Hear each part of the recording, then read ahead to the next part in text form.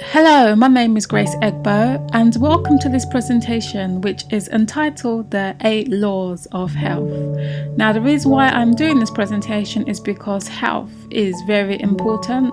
It's the entering wedge in terms of leading people to the gospel. The prophet Ellen White tells us that it's the right arm of the gospel. It's the right arm of the third angel's message, and it must go hand in hand. But too often times we kind of neglect the health message, or we may just focus on the health message and not truly give individuals the gospel. So it's important that we have a balance, and that's what I'm going to try to do on this YouTube channel as well, because it's very, very important. I receive countless emails, many emails, people telling me that they are struggling to understand these messages.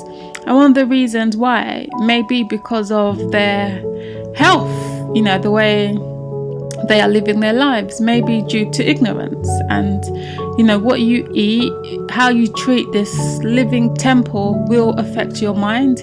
It will affect your spirituality. And that's why it's so important that we take our health very seriously.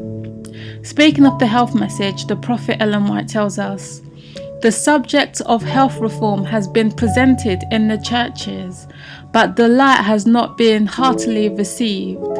The selfish, health-destroying indulgences of men and women have counteracted the influence of the message that is to prepare a people for the great day of God.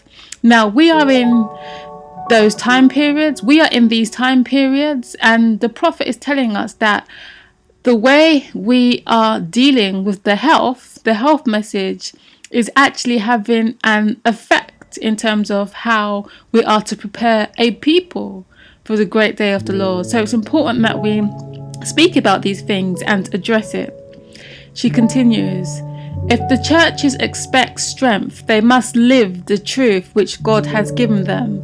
So in other words, it's not just a case of us speaking about the health message or the 8 laws, or just saying, I'm a vegan. You can be a vegan and still be very, very unhealthy, no different than the meat eater. But she clearly tells us that if we expect strength, if we expect power in the message that we are giving, we must live by the health message.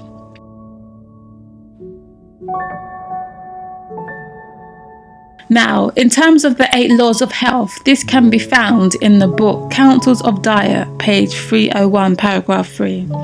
And she tells us, pure air, sunlight, abstemiousness, rest, exercise, proper diet, the use of water, trust in divine power, these are the true remedies. Every person, know what she says?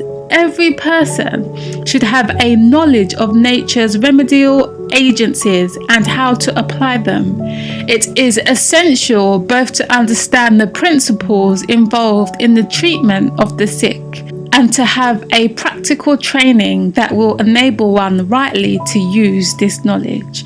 So the prophet is clearly telling us that each and every one of us must know and understand these 8 laws of health.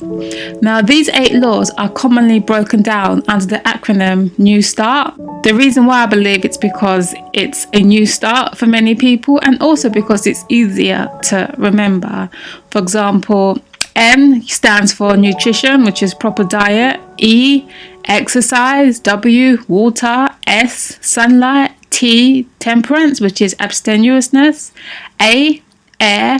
R, rest. And T, trust, godly trust. So these are the 8 key natural remedies that we must understand, and not only understand, but most importantly, apply it in our lives, because blessed are those that do the work of God rather than just hearing it.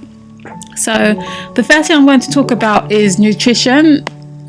And please remember that I'm speaking about this from my own personal testimony in terms of how I've improved my nutrition and the other laws and the benefits I reaped, hoping that it will encourage you all as well.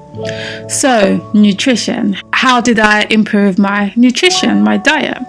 Well, before I became an Adventist, I was a meat eater. I ate everything and anything in terms of food, whether it be pork. I used to drink alcohol, smoke, all of those things. So I was very unhealthy, and I didn't have much energy, but I just thought that was just standard. But then when I became an Adventist and I heard about the health message, I pretty much became a vegan overnight. That was probably about 9 years ago. So I completely embraced the vegan message. That wasn't a problem for me, really. I didn't really have too much of an issue with that. However, being a vegan, I just thought, what you got to do is just stop eating, meat and dairy, and that's fine, and I did that, but I still didn't have great amounts of energy. I still didn't, feel fantastic. I think I was lacking in nutrients, but I didn't really understand too much about the health and how to apply it. But a few years later or so, I heard about the raw diet. And I thought, that seems very interesting. And then I did a lot of research. I was looking at the people that were doing the raw diet, that had done it for long periods of time. And a lot of them looked very healthy. They had lots of energy. And it really inspired me. So I thought, I'm going to go raw. So I pretty much went raw overnight for a period of time, 6 months. And I really got into it. I started making lots of fun, exciting dishes. I was also asked to do raw demos and raw talks, explaining to people how I made my raw dishes, because a lot of people were interested and they really liked it. So I really got into that. And that was quite a fun and an enjoyable experience.